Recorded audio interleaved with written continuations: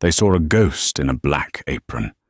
A flicker in the periphery, a silent functionary whose only purpose was to fill their water glasses and clear their plates. They believed her deference was her nature, her quiet efficiency a sign of an unremarkable mind.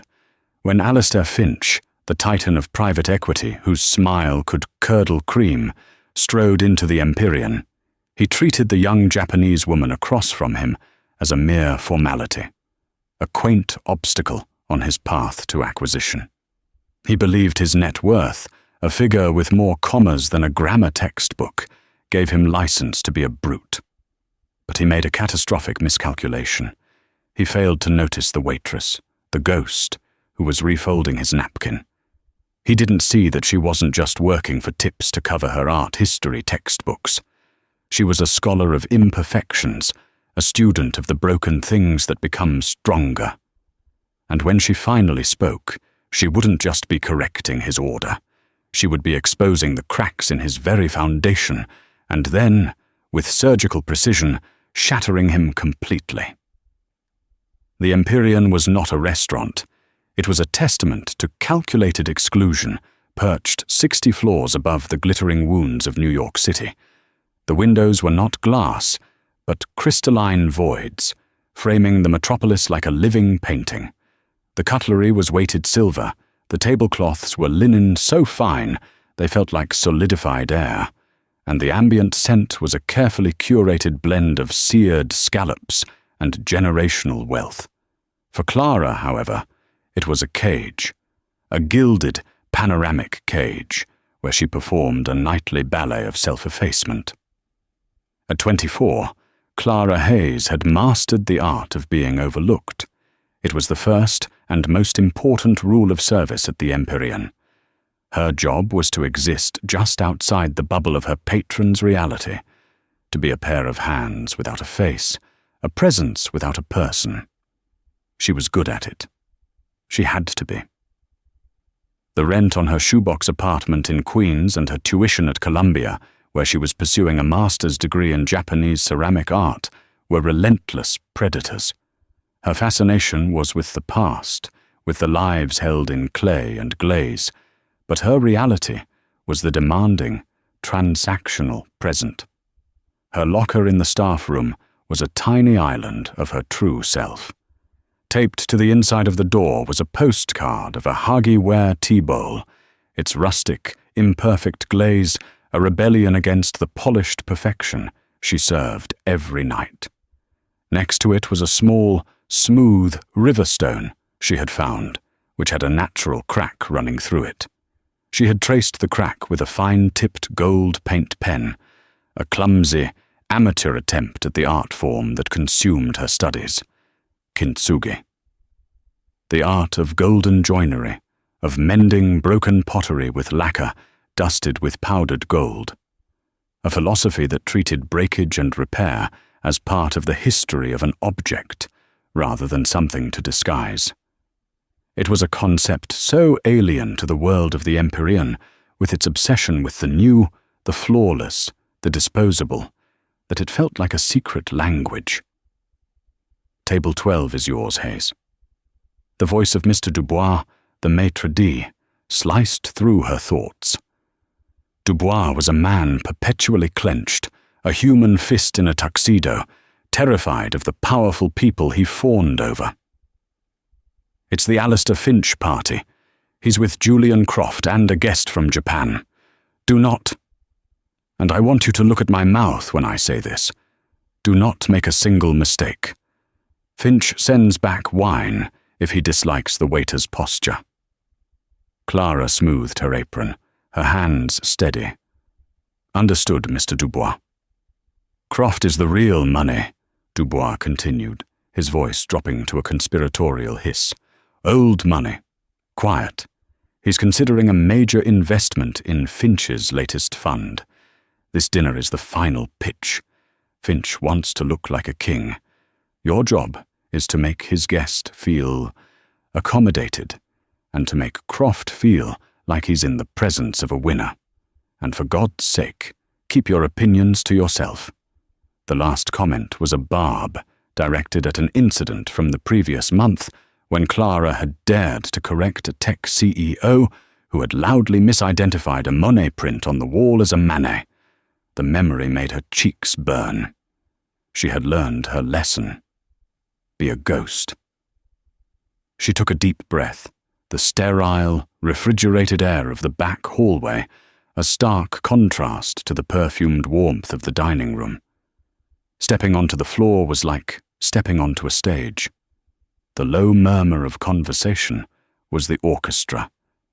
The clinking of glasses, its percussion. At table 7, a Broadway producer was holding court. At table 3, a federal judge was dining in silence with his wife. But when Alistair Finch entered, the entire room's gravitational field warped around him.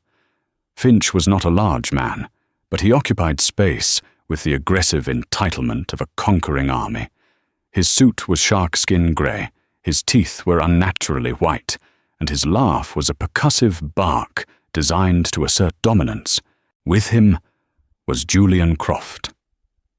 Croft was older, perhaps in his late 60s, dressed in a simple, perfectly tailored navy blazer that probably cost more than Finch's entire outfit. Where Finch was a firework, Croft was a shadow. His eyes, deep-set and weary, missed nothing. He moved with a quiet economy, his gaze sweeping the room not with arrogance, but with a kind of resigned appraisal. Trailing them, almost swallowed by their presence, was the Japanese woman. She was young, perhaps Clara's age, with a posture of delicate but unyielding strength.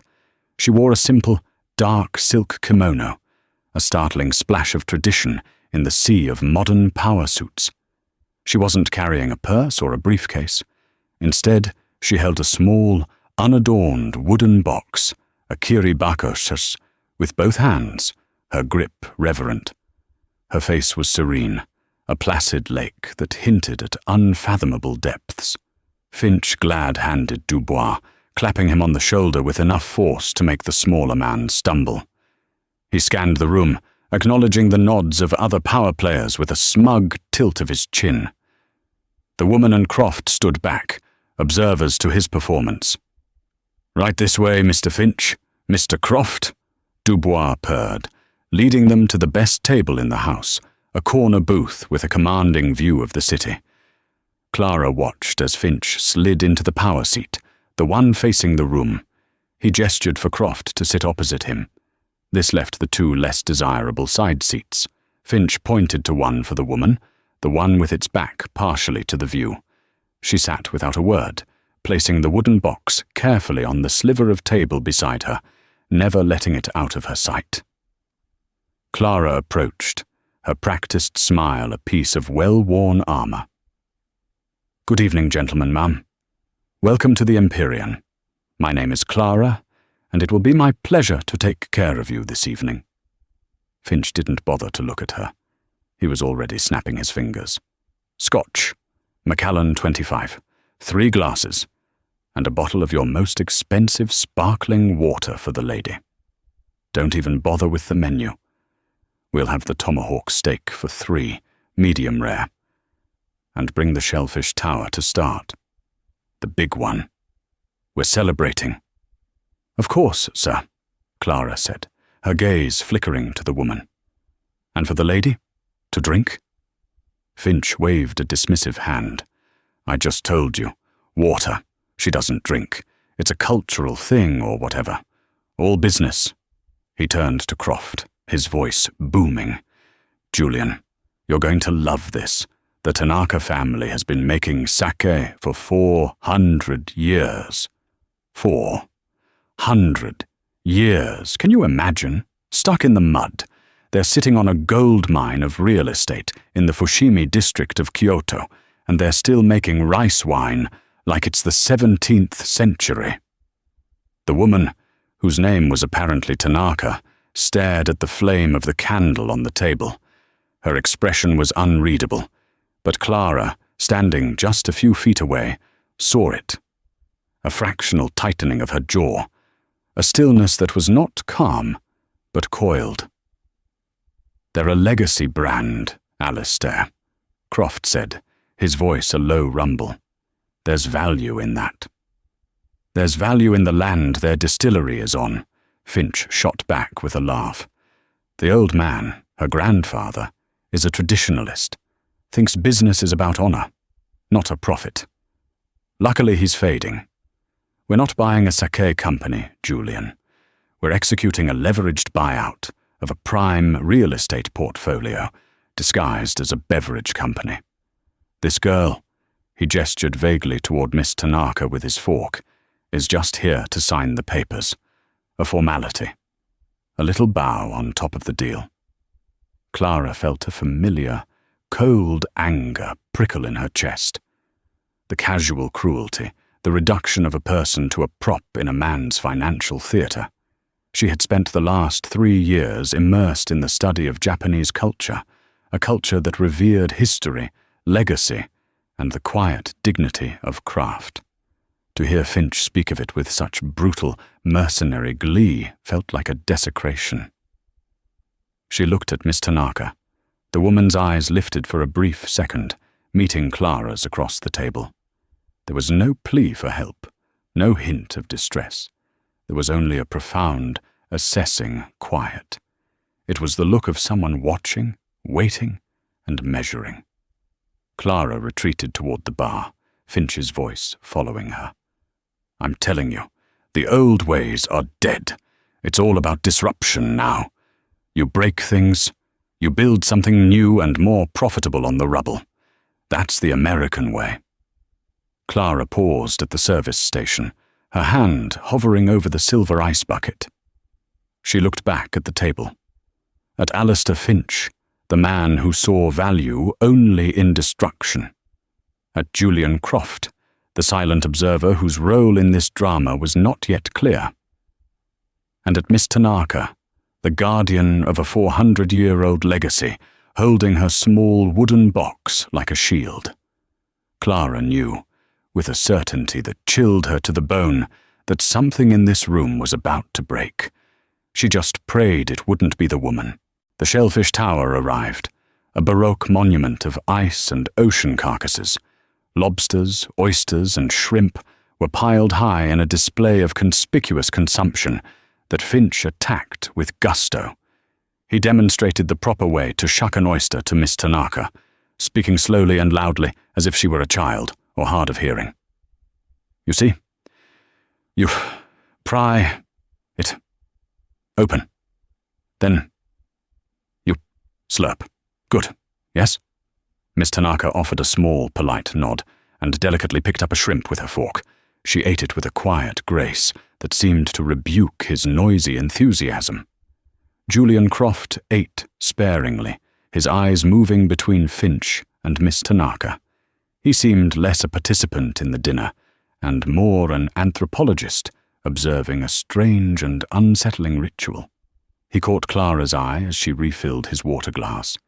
He gave a slight, almost imperceptible nod, an acknowledgement of her presence that was a stark contrast to Finch's complete indifference. For a moment, Clara felt seen. The beauty of this deal, Finch continued, gesturing with a lobster claw, is its simplicity. Her family gets a cash infusion. They think we're going to modernize their brand.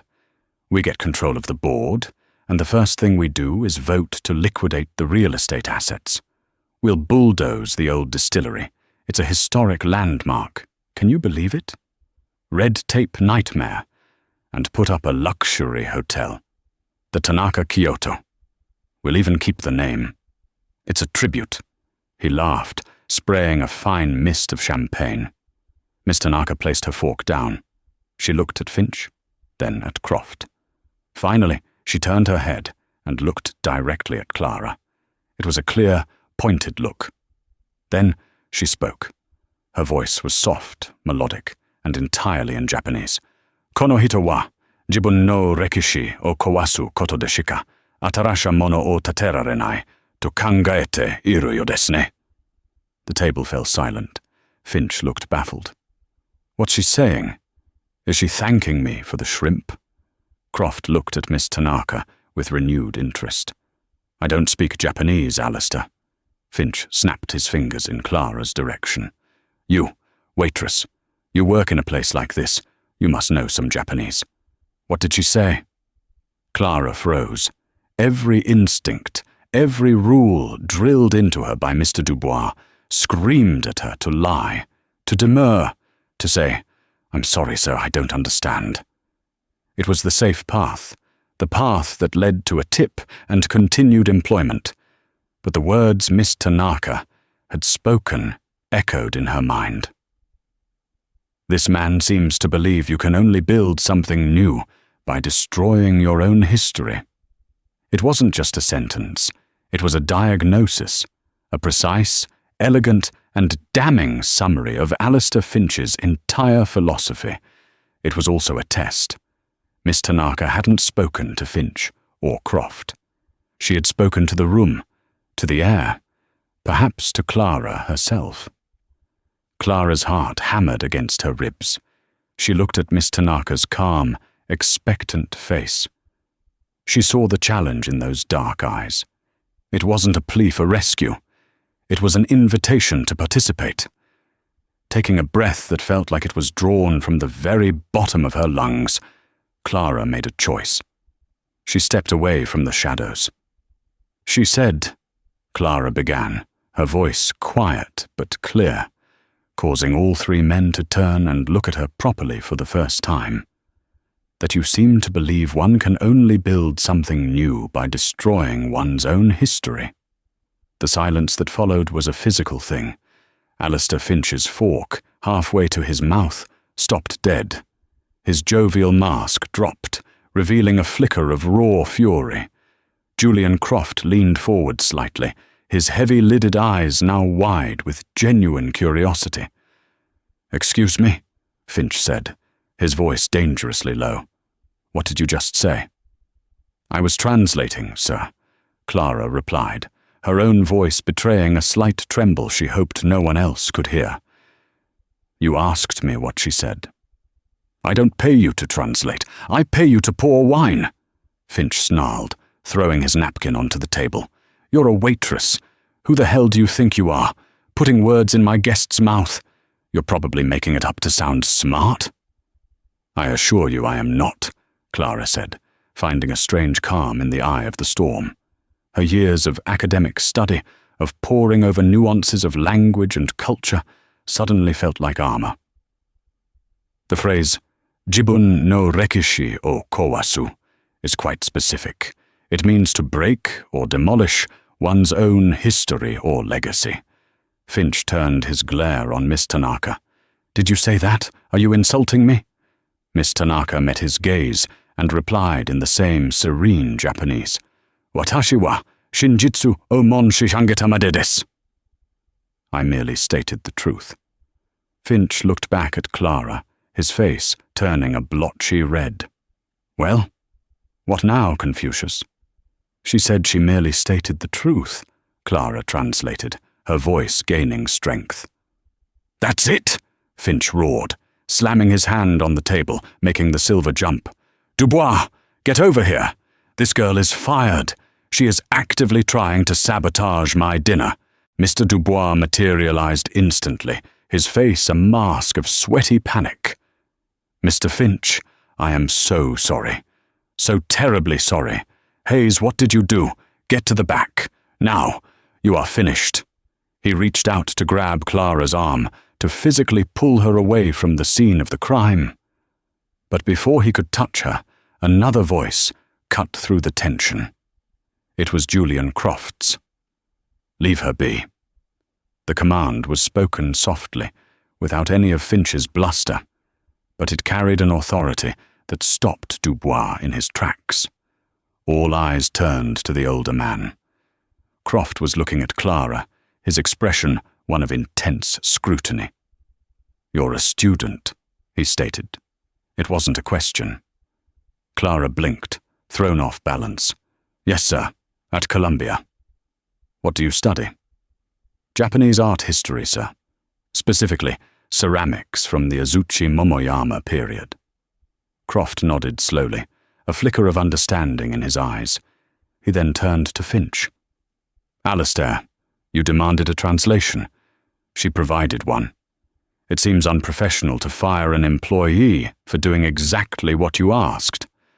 "She was insubordinate," Finch sputtered. "She was accurate," Croft countered coolly. He then turned his attention to Miss Tanaka. He spoke to her slowly and respectfully. "Miss Tanaka, my apologies for my colleagues' directness, and for my own ignorance of your language. I assure you, my interest in your family's company is genuine." Miss Tanaka listened, then responded in Japanese to Clara. "She appreciates your apology, Mr. Croft," Clara translated, "but she says that a person's character is not shown in their apologies, but in the actions that make them necessary." A ghost of a smile touched Julian Croft's lips. He looked at Finch, who was fuming, and then back at Clara. "Please, stay. It appears we have need of an interpreter." Dubois looked like he was about to faint. He looked from Croft, the quiet titan of industry, to Finch, the loud but clearly junior partner in this power dynamic. He made a swift calculation. "As you wish, Mr. Croft. Hayes, you will remain with the table." He shot Clara a look that promised a slow and painful death later, then retreated. The dinner resumed, but the atmosphere had been irrevocably altered. The thin veneer of civility was gone, replaced by a palpable tension. Finch was sullen, shooting venomous looks at Clara whenever he thought Croft wasn't watching. He decided on a new tactic: humiliation. "So," he said, turning to Miss Tanaka with a syrupy, false smile, "you brought us a gift? What's in the box? Some of that famous sake, I hope. Let's have a taste of this 400-year-old tradition." Miss Tanaka shook her head gently and spoke to Clara. "She says it is not sake," Clara translated. "It is a chowan, a tea bowl." "A tea bowl?" Finch scoffed. "You flew 12 hours to bring me a tea bowl. I hope it's a nice one." He reached across the table, his movements aggressive. "Let's see it." Miss Tanaka flinched, pulling the box closer to her. She looked at Croft, a silent appeal. "Alistair, perhaps we should wait," Croft suggested. "Nonsense, Julian. We're all friends here. It's business." He waggled his fingers impatiently. "Come on. Show and tell." With visible reluctance, Miss Tanaka placed the box on the center of the table. Her movements were slow, deliberate, each one imbued with a sense of ceremony. She untied the simple cord and lifted the lid. Nestled inside on a bed of dark silk was the bowl. It was not what Finch expected. It wasn't delicate porcelain or brightly painted china. It was rustic, asymmetrical, and earthy. The glaze was a milky white, crazed with a fine network of lines, and pooled unevenly near the foot. It was a piece of wabi-sabi art, an object whose beauty was found in its humility and imperfection. To an untrained eye, it might look crude. Clara gasped softly. She recognized the style instantly. The high foot, the irregular shape, the texture of the glaze. It was a chino-ware bowl, and from its aura of age, it was likely an antique of incredible significance. Finch peered at it. "That's it? It looks lumpy, and it's cracked all over." He reached in, his thick fingers clumsy, and picked it up. He held it up to the light, turning it over as if inspecting a piece of cheap merchandise. "How much is this thing worth? A few $100? Miss Tanaka's composure finally broke. A sharp intake of breath, a flash of pain in her eyes. She spoke in Japanese, her voice tight with emotion. Clara didn't hesitate. "She says the cracks are called kanyu, and they are a prized feature of the glaze. She says the bowl was made by Kato Kagemitsu in the late 16th century. It does not have a price. It has a name. It is called Akatsuki, which means daybreak. It has been in her family for 15 generations. Finch seemed unimpressed. "Daybreak, huh? Cute." He was still holding the bowl, his grip careless. He turned to Croft, trying to bring him back to the business at hand. "So, Julian, as I was saying, the projections for the hotel—" As he turned, his elbow caught his water glass. The glass tipped, sending a cascade of ice water onto the table. Finch jerked his hand back in surprise, and in that split second of carelessness, the unthinkable happened. The 16th century tea bowl, a katsuki, slipped from his grasp. It did not shatter. It fell only a few inches, hitting the edge of the heavy silver platter of the shellfish tower with a sickening clink. Time seemed to slow down. The sound was small, barely audible over the restaurant's murmur, but at table 12 it was as loud as a gunshot. Finch snatched the bowl up, a panicked look on his face. He inspected it. No harm done. "See? It's fine. Tougher than it looks."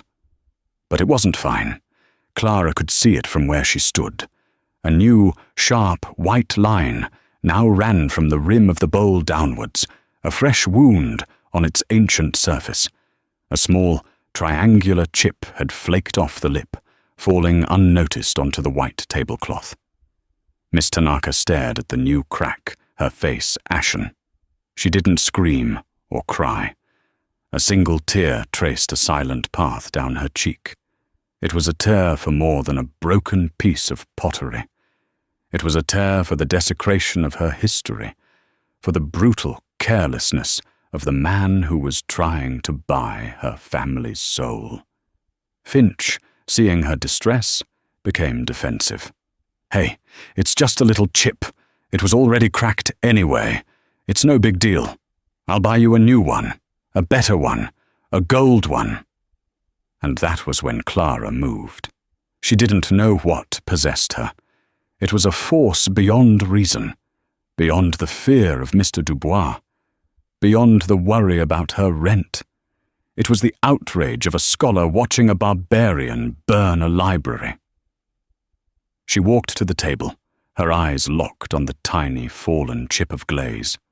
She reached down and picked up the small, sharp-edged piece, holding it in the palm of her hand as if it were a diamond.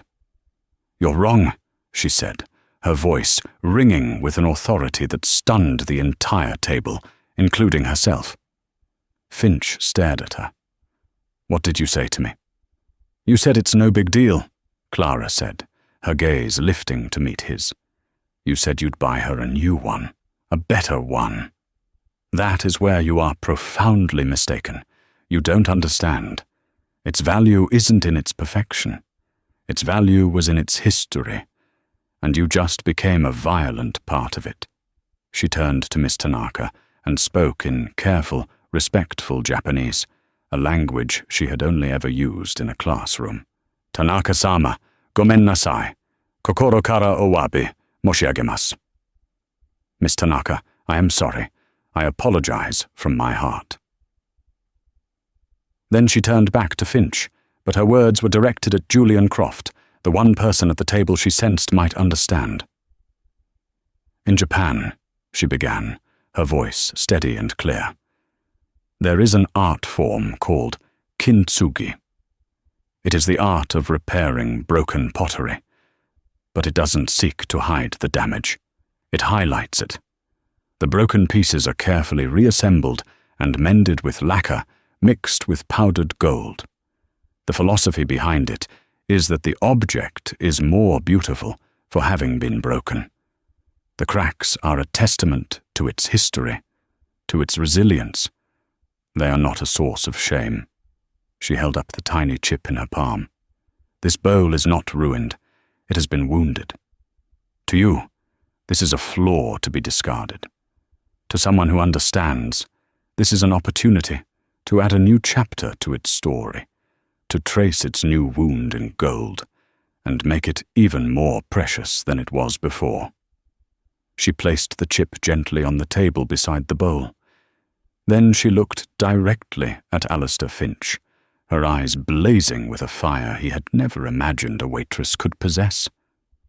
"You see a broken cup. She sees her family's legacy. You offer to replace it with something new and shiny. You don't get it. You can't replace history.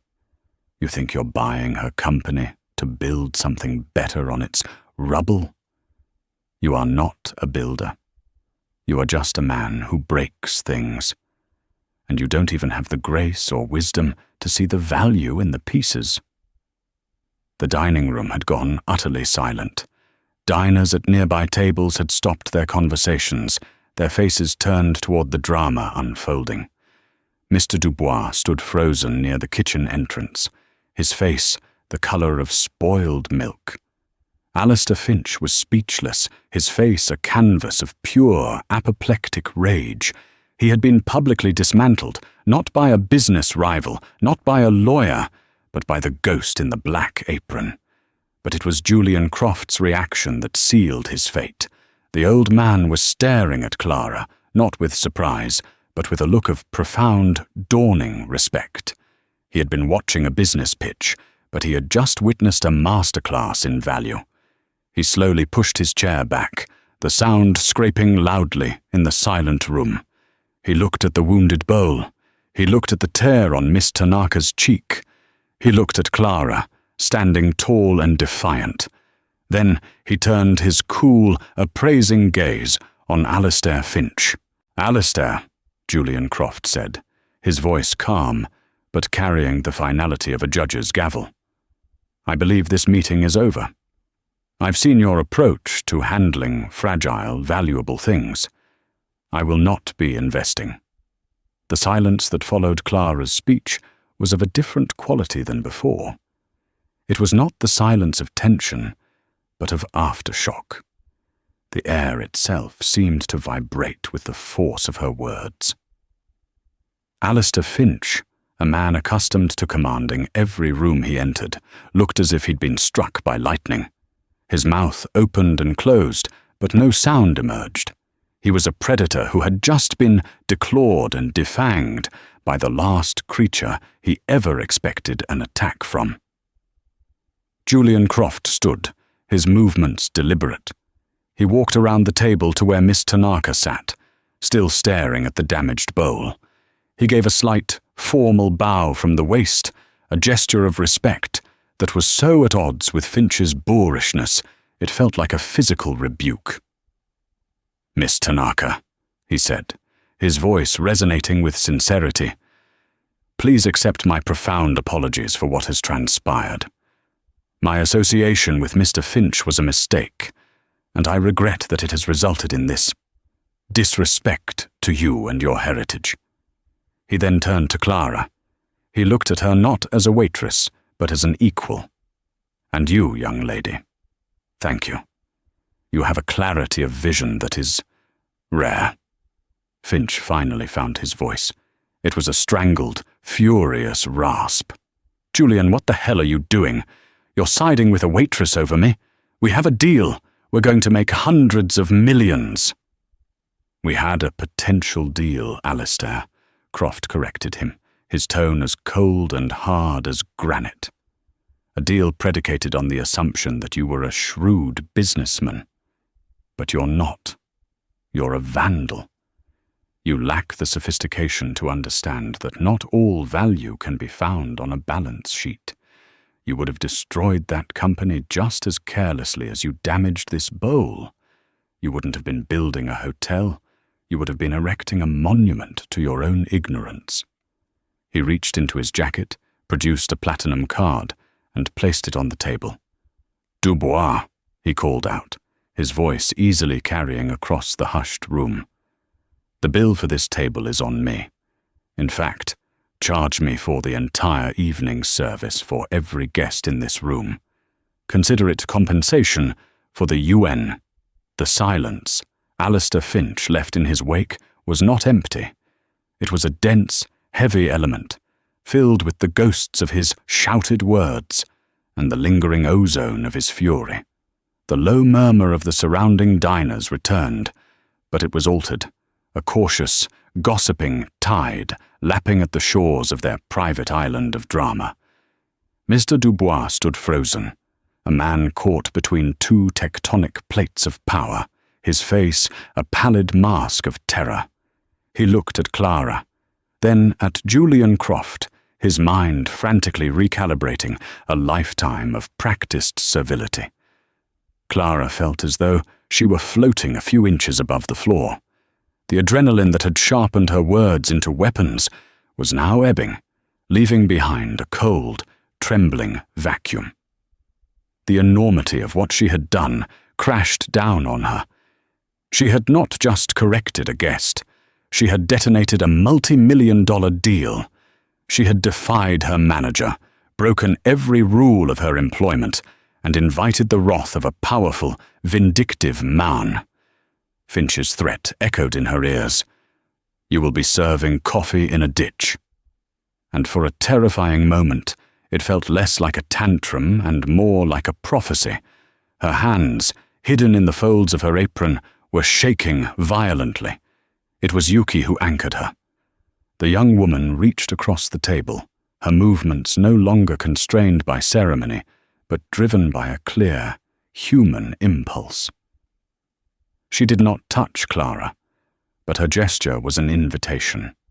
Her eyes, which had held the placid stillness of a deep lake, were now shining with a fierce, brilliant light. "He said," Yuki began, her accented English a soft but resilient thread in the heavy silence, "that I was stuck in the past. He is wrong. We do not live in the past. We carry it with us. It is the earth from which we grow." She looked down at the wounded bowl. "Akatsuki. To him, this is a dead thing, an artifact. To me, it is my grandmother's hands. It is the steam from the tea my great-grandfather drank while deciding to expand the brewery after the war.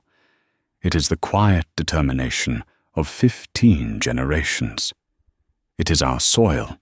Julian Croft, who had remained standing, slowly pulled his chair back to the table. The scrape of its legs on the polished floor was the only sound. He did not sit as a diner preparing to eat, but as a man settling in for a conversation of consequence. He looked at the two young women, a deep, weary sadness in his eyes that was slowly being replaced by something else, something akin to hope. "For 30 years, he said, his voice a low rumble, "I have sat at tables like this. I have listened to men like Alastair Finch. They call themselves builders, visionaries, disruptors. They speak of creative destruction. But they are not creative. They are merely loud. They are children with hammers who see the world as a collection of things to be smashed."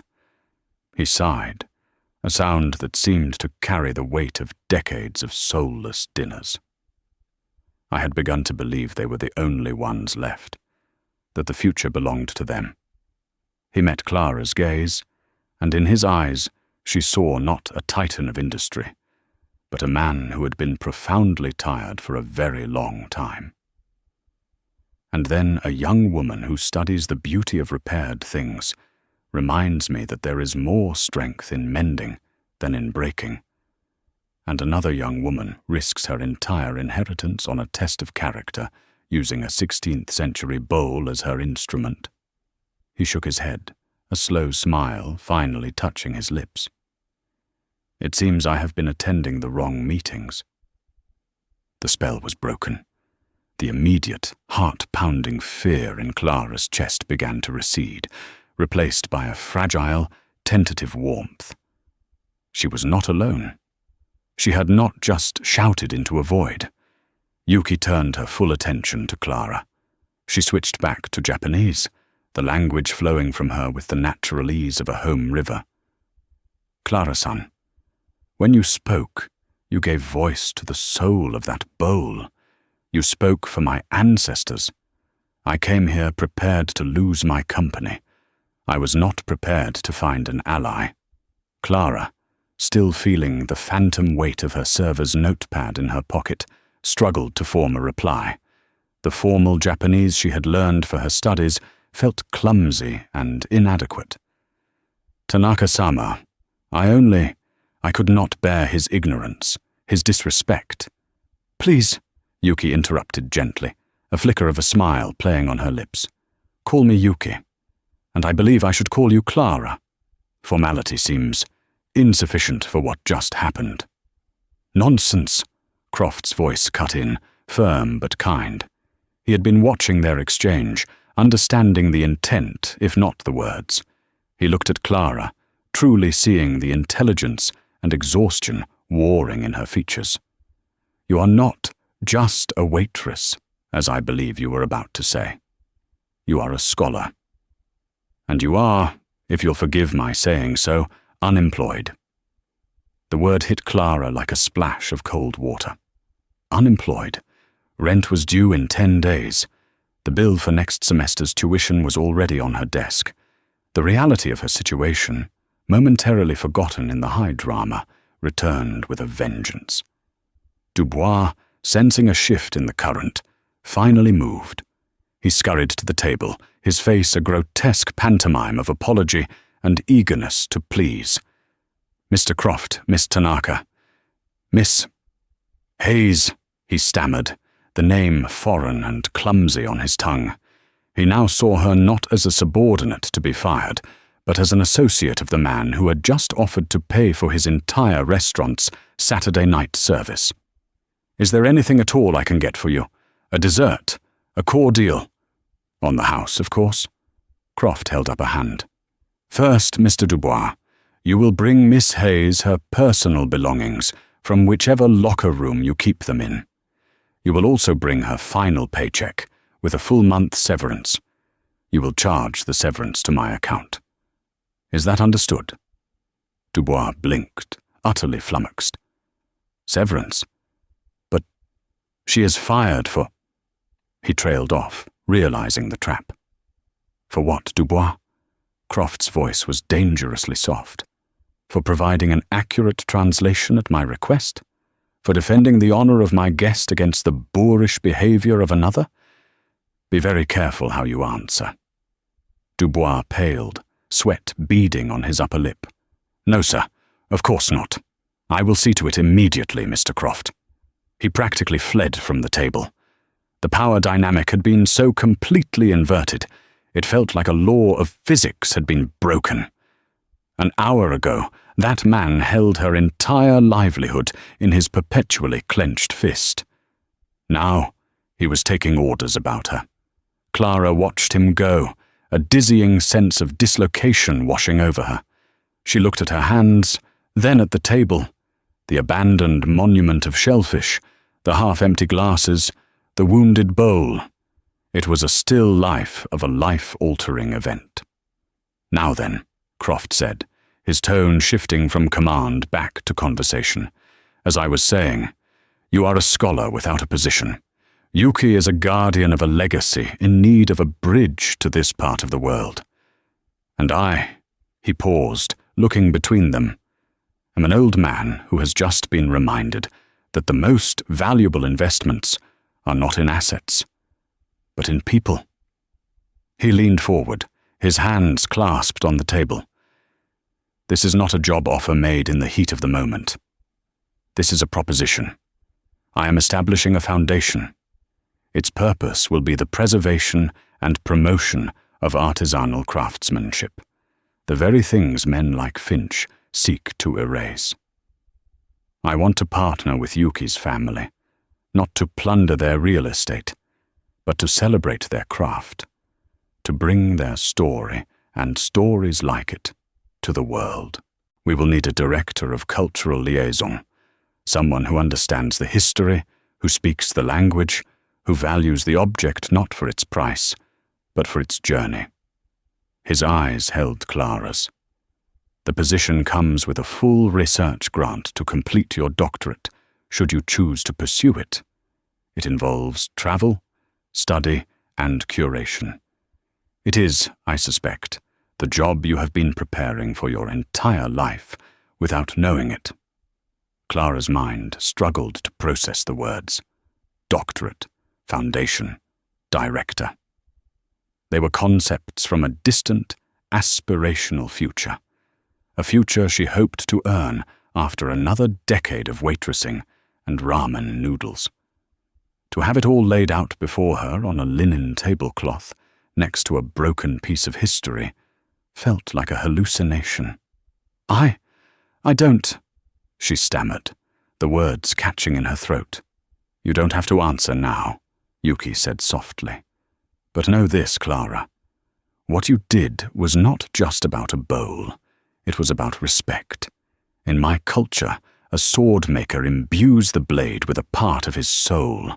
A potter breathes life into the clay. These are not just products. You understood that. You defended it. That is a skill far rarer than an MBA. Dubois returned, his movements furtive. He placed Clara's worn messenger bag on an empty chair and slid a sealed envelope onto the table. He avoided her eyes, mumbling, "Your effects, Miss Hayes?" Clara looked at the bag, a symbol of her other life, the life of textbooks and subways and exhaustion. Then she looked at the envelope. Severance. An ending. Slowly, deliberately, she reached behind her back. Her fingers found the familiar knot of the apron strings. She pulled.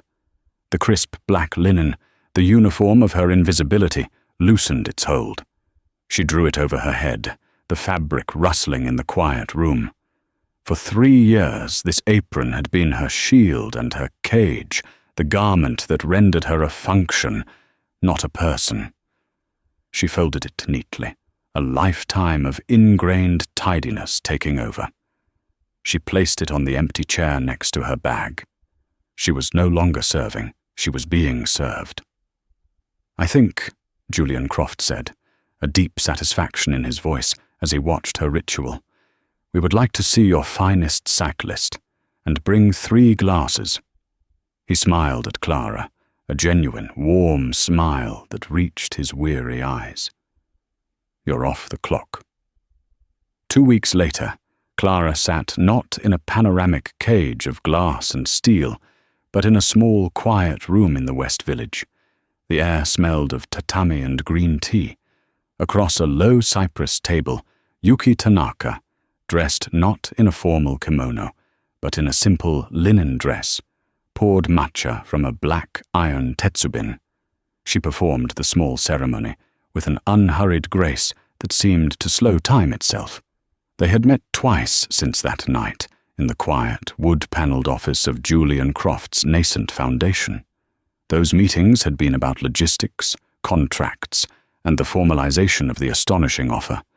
But this, Yuki had insisted, was different. This was not about business.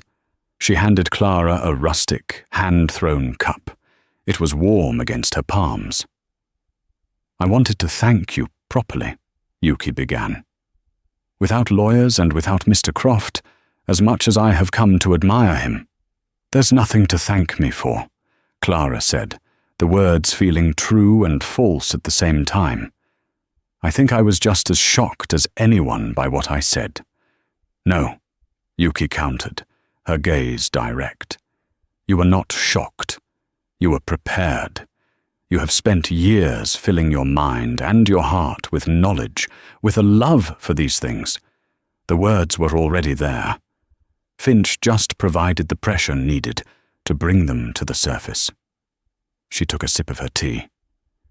"He did me a great service, in the end. He revealed himself so completely that no one on my family's board could argue. He was the poison, and you were the antidote." Yuki looked out the window at the passing city. "For 2 years, I have been fighting this battle within my own family, the younger generation, my cousins. They see the old ways as a burden. They see the land, the history, as capital locked in a cage of tradition. They were seduced by Finch's talk of disruption and modernization. I was sent to New York as a formality to sign the preliminary agreements. They believed I would be accommodated." She used the word with a delicate irony. "Bringing Akatsuki was an act of desperation. A final, silent argument I wanted to make. I thought I would have to show it to them and explain its meaning. I never imagined someone else would do it for me, with more eloquence than I could have managed. Clara felt a profound sense of connection to this woman, who seemed so poised but had been carrying such a heavy burden. They were both young women who had been underestimated, relegated to the role of a silent functionary in a world of powerful men.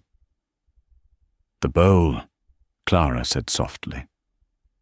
"What will you do with it?" Yuki's expression grew somber. "It is in a climate-controlled vault for now. It is a source of some disagreement. Some in my family see it as a symbol of our humiliation.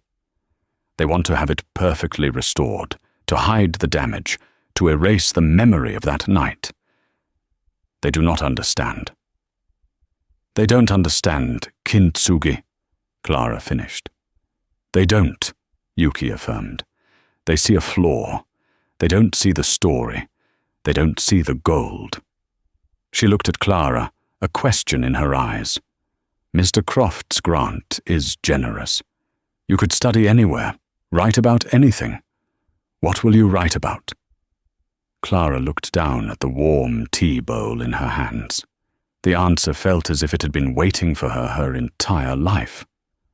"I will write about Akatsuki," she said, her voice filled with a newfound certainty. "I will write its biography. From the moment Kato Kagamitsu pulled it from the kiln through 400 years of Tanaka family history to a dinner table on the 60th floor of a New York skyscraper. And I will document its repair. I will tell the story of the gold." Yuki smiled, a slow, radiant smile of pure understanding. "I thought you might."